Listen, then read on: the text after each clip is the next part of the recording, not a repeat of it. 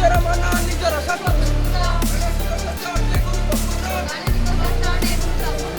ସୁସ୍ଥ ରଖିବା ସାରା ଜୀବନ ମନରେ ରଖିଲେ ସୁବିଚାର ସୁସ୍ଥ ରହିବା ସ୍ୱାସ୍ଥ୍ୟ ଆମର ନିରବତା ଛାଡ଼ି ମିଳାପି ହେବା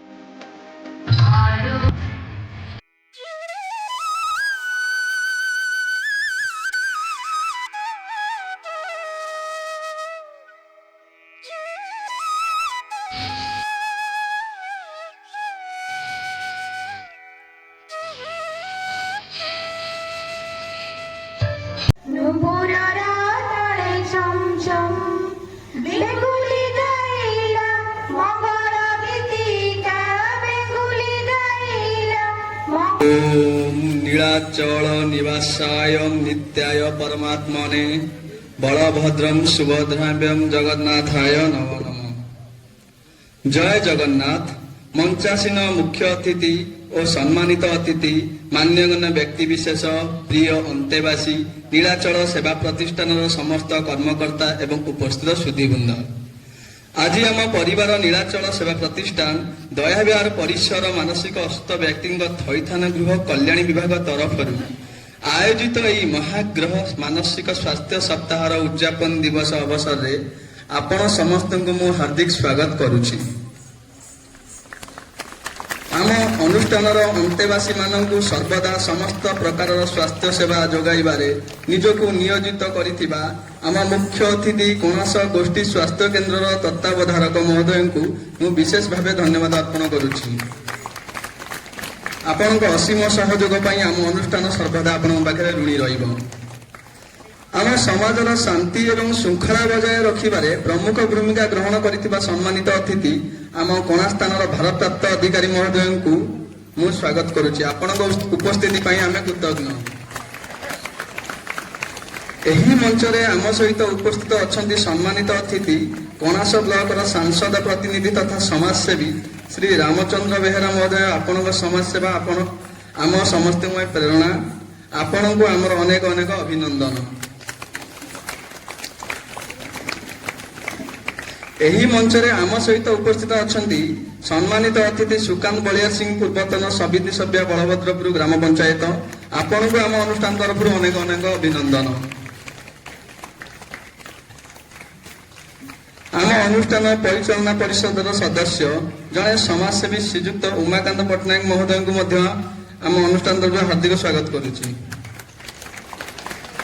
ସେହିପରି ଆମ ବିଭାଗର ପ୍ରକଳ୍ପ ସଂଯୋଜକ ଆମର ମାର୍ଗଦର୍ଶକ ଶ୍ରୀ କୃଷ୍ଣଚନ୍ଦ୍ର ନିଶଙ୍କ ମହୋଦୟଙ୍କୁ ଆମର ଅନେକ ଅନେକ ଶୁଭେଚ୍ଛା ଓ ଅଭିନନ୍ଦନ। ଆଜି କଲ୍ୟାଣୀ ବିଭାଗର ପ୍ରାୟ 595 ଜଣ ମାନସିକ ଅସୁସ୍ଥ ବ୍ୟକ୍ତି ସୁରକ୍ଷିତ ଭାବେ ବସବାସ କରୁଛନ୍ତି। ଆଉ ସବୁଠାରୁ ବଡ଼ କଥା ହେଉଛି ଆଜି ପର୍ଯ୍ୟନ୍ତ ଏହି ବିଭାଗରୁ ପ୍ରାୟ 260 ଜଣ ମାନସିକ ଅସୁସ୍ଥ ବ୍ୟକ୍ତି ସୁସ୍ଥ ହୋଇ ନିଜର ଠିକଣା ଓ ପରିବାର ପାଖକୁ ଫେରି ହସ ଖୁସିରେ ଜୀବନ କାଟୁଛନ୍ତି। ଏହା ସମ୍ଭବ ହୋଇପାରିଛି ଏହି ବିଭାଗର ତତ୍ତ୍ୱାବଧାରକ ଏବଂ କର୍ମଚାରୀମାନଙ୍କର ଅକ୍ଲାନ୍ତ ପରିଶ୍ରମ ଓ ସମର୍ପଣ ସେବା ଯୋଗୁଁ। ଆପଣମାନଙ୍କୁ ସମସ୍ତଙ୍କୁ ଆମର ଅଶେଷ ଅଶେଷ ଧନ୍ୟବାଦ। ଏହି ଦିବସ ସମସ୍ତ ଅନ୍ତେମାସିକ ଜୀବନ ଆଲୋକ ଭରି ଦେଉ। ଜୟ ଜଗନ୍ନାଥ ନିକଟରେ ମୋର ଏତିକି କାମନା। ବର୍ତ୍ତମାନ ମୁଁ ଅନୁରୋଧ କରୁଛି ଆମର ମୁଖ୍ୟ ଅତିଥି ପିଲାମାନଙ୍କ ପାଇଁ କିଛି ବକ୍ତବ୍ୟ ରଖିବେ। ସମସ୍ତଙ୍କୁ ମୋର ନମସ୍କାର।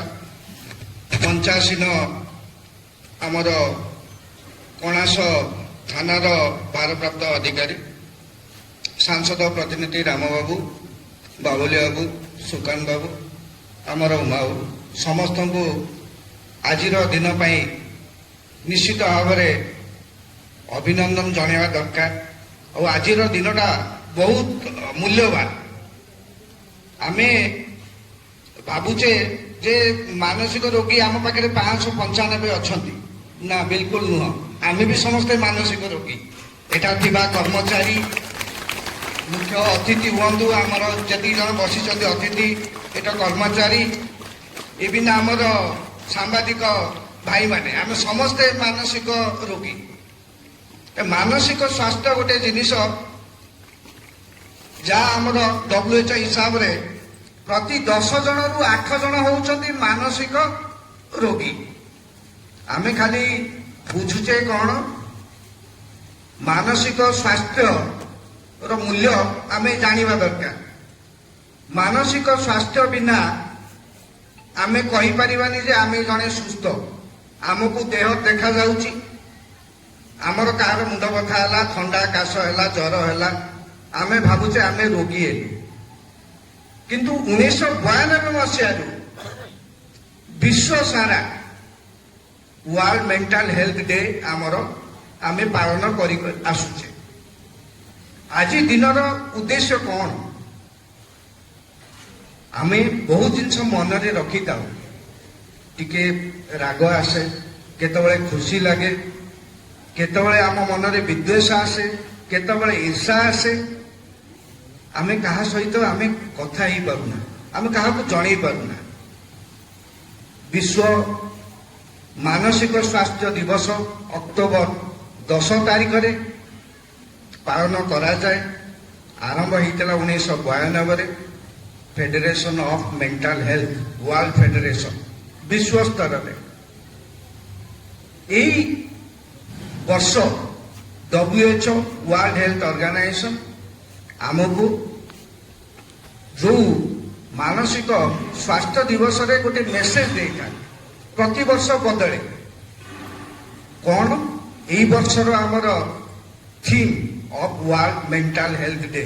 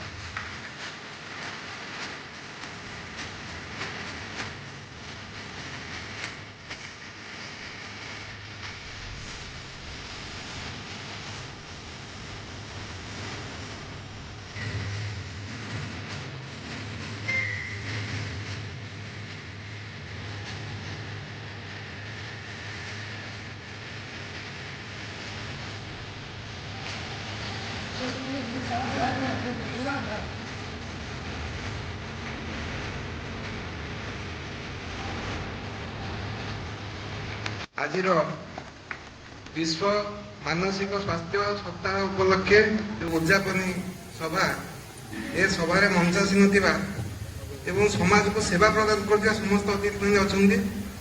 ଆମର ଯିଏ ସେବା ସବୁଠାରୁ ଅଧିକ ସେବା ପ୍ରଦାନ କରୁଥିବା କଣାସ ଥାନା କଣାସ ହସ୍ପିଟାଲର ମୁଖ୍ୟ ଚିକିତ୍ସାଧିକାରୀ ସାର୍ ବାବୁଲି ବାବୁ, ସେ ସେବାକୁ ଗୋଟେ ବ୍ରତ ଗ୍ରହଣ କରିଛନ୍ତି। ନିଶଙ୍କ ଭାଇନା ମଧ୍ୟ ସେବାକୁ ବ୍ରତ କରିଛନ୍ତି। ପାଖରେ ଥିବା ମୋର ବନ୍ଧୁ ସୁକାନ୍ତ ଭାଇ ଆଣ୍ଡ ଆମର ସାଂସଦଙ୍କ ପ୍ରତିନିଧି ବେହେରା ବାବୁ, ଉପସ୍ଥିତ ଥିବା ସାମ୍ବାଦିକ ବନ୍ଧୁଗଣ ଏବଂ ଅନ୍ତେବାସୀ ବୃନ୍ଦ, ସମସ୍ତଙ୍କୁ ଆଜିର ଏହି ଦିବସରେ ମୁଁ ଅନ୍ତର ଅଭିନତମ ପ୍ରଦେଶରୁ କୃତଜ୍ଞତା ଜ୍ଞାପନ କରୁଛି। ଆଜି ବିଶ୍ୱ ମାନସିକ ସ୍ୱାସ୍ଥ୍ୟ ସପ୍ତାହ। ମାନସିକ ଭାବରେ ଆମେ ସମସ୍ତେ ସୁସ୍ଥ।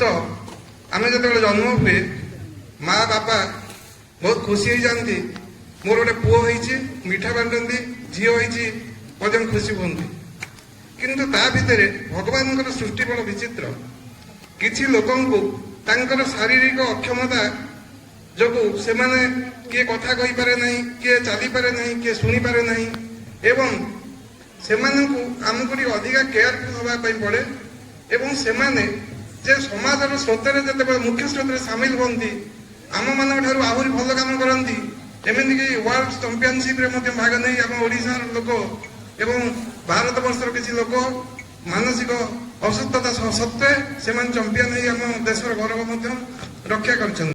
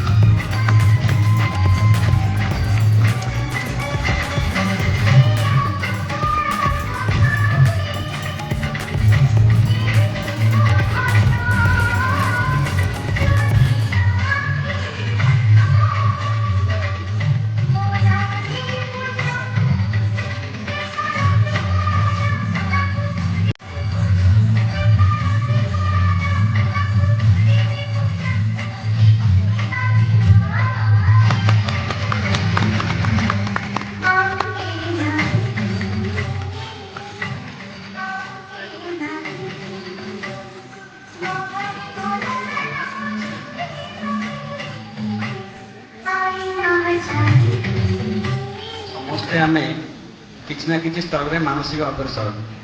ପରସ୍ପରକୁ ଆମେ ସହଯୋଗ କଲେ ମାନସିକ ଅବସାଦ ଦୂରୀଭୂତ ହୋଇପାରିବ ଏବଂ ପ୍ରତିବାଦିତ ହୋଇପାରିବ।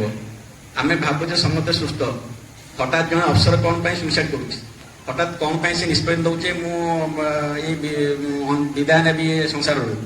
ତେଣୁ ସେହି ସମୟରେ ଯଦି ତାଙ୍କୁ ଚିନ୍ତା କରାଯିବ ଏବଂ ତାକୁ ଆମର ପାଖରେ ଥିବା ସହଯୋଗୀ ତାଙ୍କୁ ଆସିଷ୍ଟ କରିବେ ଏବଂ ତାଙ୍କୁ ଧୈର୍ଯ୍ୟ ଏବଂ ବିଶ୍ୱାସ ଯୋଗାଇବେ ଏବଂ ତାଙ୍କର ସମସ୍ୟାକୁ ଟିକେ ଅନ୍ତରକୁ ନେବେ, ହୁଏତ ସେ କଥା ସେ ନ କରିପାରନ୍ତି। ମୁଁ ଦିଲ୍ଲୀପ ପରିଡ଼ା।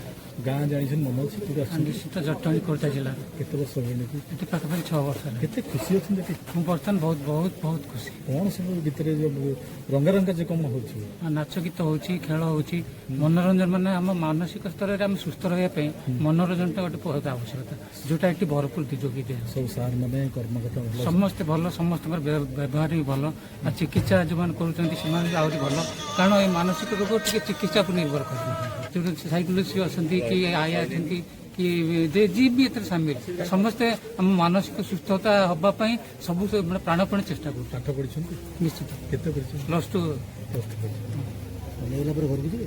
ଭଲ ହେଲା ପରେ ଘରକୁ ଯିବି, କାରଣ ଘର କଥା ମନେ ପଡୁଛି, ଶେଷକୁ ତ ଘରକୁ ଯିବାକୁ ହିଁ ପଡିବ, କାରଣ ଆମକୁ ଯଦି ମୁଖ୍ୟ ସ୍ରୋତରେ ସାମିଲ ହେବାକୁ ପଡିବ, ନିଜ ପରିବାର ସହିତ ପ୍ରଥମେ ରହିବାକୁ ପଡିବ, ତାପରେ ସମାଜ। ଏଠି ଗଲାବେଳେ ଦୁଃଖ ଲାଗିବନି? ଦୁଃଖ ଅଫସୋସ ରହିବ ଯେ ଗୋଟେ ଭଲ ପରିବେଶକୁ ଛାଡିକି ଆମେ ଯାଉଛୁ। Very good. ହଉଛି ସୁଶ୍ରୀ ଶିବାନୀ ଜେନା, ନୀଳାଚଳ ସେବା ପ୍ରତିଷ୍ଠାନର କଲ୍ୟାଣୀ ଗୃହରେ ସୋସିଆଲ ୱାର୍କର ଭାବରେ କାର୍ଯ୍ୟ କରୁଛି। ବହୁତ ଖୁସି। ପିଲାମାନଙ୍କ ସହିତ ମିଶି କାର୍ଯ୍ୟ ମାନେ ପିଲାମାନଙ୍କର କାମ କରିବାରେ ବହୁତ ଖୁସି ଲାଗେ। ତାଙ୍କ ସହିତ ସକାଳୁ ଉଠିକି ପ୍ରେୟାର, ତାଙ୍କ ସହିତ ଯୋଗ କରେଇବା, ତାଙ୍କ ଗାଧୁଆ ଗାଧି, ତାଙ୍କର ସଫାସଫି ସବୁ ଜିନିଷରେ ରହିବା, ଦେନ୍ ତାଙ୍କୁ ଖାଇବା ସମୟରେ ଉପସ୍ଥିତ ରହିବା, ତାଙ୍କୁ ଖାଇବା ବାଢି ଦବା, ତାପରେ ସାଙ୍ଗେ ସାଙ୍ଗେ ମେଡିସିନ ଦବା, ତାପରେ ତାଙ୍କ ମାନଙ୍କୁ ଆକ୍ଟିଭିଟିଜ କରାଇବା, ତାପରେ ଦିପହର ଟାଇମରେ ଖାଇବା ସମୟରେ ରହିବା, ଖାଇବା ବାଢି ଦବା, ତାପରେ 4ଟା ବେଳେ ସେମାନଙ୍କୁ ବାହାରେ ଆଣିକି ଆଉଟଡୋର ଆକ୍ଟିଭିଟିରେ ଏନଗେଜ କରାଇବା, ତାପରେ ପ୍ରେୟାର କରାଇବା, ତା ସହିତ ସନ୍ଧ୍ୟା ବେଳେ ଆମର ଭଜନ କୀର୍ତ୍ତନ ବି ପିଲାମାନଙ୍କ ସହିତ ମିଶିକି କରାଇବା, ତ ରାତି ଖାଇବା ସମୟରେ ଉପସ୍ଥିତ ରହିବା, ତାପରେ ଆମର ରାତିରେ ମେଡିସିନ ଦିଆହବ, ତାପରେ ପିଲା ଶୋଇଲା ପରେ ତାଙ୍କୁ ଦେଖି ଆମେ ଆସୁ। ଆପଣ କାହା ଗୋଟେ କହିଲେ ସେ କଥା ମାନୁନାହାନ୍ତି, କଣ ତା ପାଇଁ କେମିତି ସେବା କରନ୍ତି? ନାଇଁ ସେମିତି ତ କେହି ପିଲା ନାହାନ୍ତି, ନା ସେମିତି ସାର୍ କେବେ ବି କରିନୁ। ପିଲାଙ୍କୁ ସାର୍ ବସେଇକି ବୁଝେଇଲେ ସେମାନେ ବହୁତ ଭଲସେ ବୁଝନ୍ତି। ଆମେ କେତେବେଳେ ଭାବିବା ନାହିଁ ଯେ ଗୋଟେ ମାନସିକ ଅସୁସ୍ଥ ବ୍ୟକ୍ତି ଅଛନ୍ତି, ତାକୁ ସମାଜକୁ ଆମେ ଘୃଣା କରିବା ନାହିଁ। ସେମାନଙ୍କୁ ଯୋଉଠି ଆମେ ବି ଦେଖୁଛି ଗୋଟେ ମାନସିକ ଅସୁସ୍ଥ ବ୍ୟକ୍ତିକୁ, ତାହେଲେ ତାକୁ ଆମେ ସାଥି ସାଥି କଣ କରିବା, ନିକଟସ୍ଥ ପ୍ରଶାସନକୁ ଜଣେଇବା, ବ୍ଲକ ପ୍ରଶାସନ ହଉ, ଜିଲ୍ଲା ପ୍ରଶାସନ ହଉ, ଏମାନଙ୍କୁ ଜଣେଇବା ଏବଂ ସେ କେମିତି ସମାଜର ମୁଖ୍ୟ ସ୍ରୋତରେ ସାମିଲ ହେବ, ସେଥିପାଇଁ ଆମେ ଆଣି ତାକୁ ନୀଳାଚଳ ସେବା ପ୍ରତିଷ୍ଠାନର କଲ୍ୟାଣୀ ପ୍ରକଳ୍ପ ଯିଏକି ଏ କାମ ସେବା ଯୋଗାଇ ଦେଇ ଆସୁଅଛି ତା ପାଖରେ ଛାଡ଼ିବା ଏବଂ ସେ ସୁସ୍ଥ ହେଲା ପରେ ପୁଣି ମୁଖ୍ୟ ସ୍ରୋତକୁ ଫେରିଯିବ। ଯେ କେବେ କାହାକୁ ଆମେ ମାନସିକ ଅସୁସ୍ଥ ବୋଲି ଆମେ ବି ନାହିଁ, ଆମେ ବି କାଲି ହେଇପାରିବା, ତେଣୁ କାହାକୁ ହତାଦର କରିପାରିବୁନି। ଗୋଟେ ଉଦାହରଣ ଦେଇଥିଲି, ସାଣ୍ଡପ କଥା ସେ ଆଣିଥିଲେ, ପରିବାରକୁ ଏତେ ଅନୁରୋଧ, ସେମାନେ ତାଙ୍କୁ କାହାକୁ ଅବହେଳିତ କରନ୍ତୁନି। ଯଦି ସେ ନ ପାରିପାରନ୍ତି, ଆର୍ଥିକ ଦୃଷ୍ଟି କିଛି ସେମାନଙ୍କର ପାରିପାରୁନାହାନ୍ତି, ସେମାନେ ଆଣିକି ଏଇଠି ଛାଡ଼ି ଦିଅନ୍ତୁ। କିନ୍ତୁ ସବୁ ମୁହୂର୍ତ୍ତରେ ସେମାନଙ୍କୁ ଅନୁରୋଧ ଯେ ସେମାନେ ଛାଡ଼ିଦେଲା ପରେ ତୁ ଦାୟିତ୍ୱ କିଛି ନେଉନାହାନ୍ତି, ଅନୁଷ୍ଠାନ ଛାଡ଼ିଦେଉ, ସରକାର ପଇସା, ସେ ଗୋଟେ ଭୁଲ କଥା। ତେଣୁ ସେବା ହେଉଛି ଗୋଟେ କଥା, ପଇସା ଆସିବ କିନ୍ତୁ ସେବା କରିବାଟା ମୂଳ କଥା ହେଲା।